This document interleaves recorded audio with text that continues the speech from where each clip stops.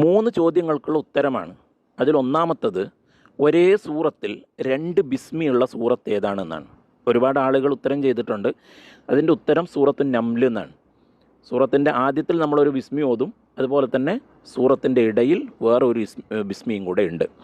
രണ്ടാമത്തെ ചോദ്യം, സൂറത്തിൻ്റെ എല്ലാ ആയത്തിലും അല്ലാഹു എന്ന് ഉള്ള സൂറത്ത് ഏതാണെന്നാണ്. അത് സൂറത്ത് മുജാദലയാണ്.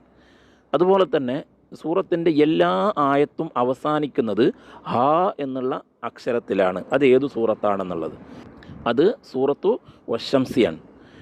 അതുപോലെ തന്നെ ഖുർആനിൽ പേര് പറയപ്പെട്ട ഏക സ്ത്രീ അത് ആരാണെന്ന്, അത് ബഹുമാനപ്പെട്ട മറിയം ബീബി റളിയല്ലാഹു അൻഹയാണ്. അപ്പോൾ ഈ 3 ചോദ്യത്തിൻ്റെ ഉത്തരം മനസ്സിലാക്കുക.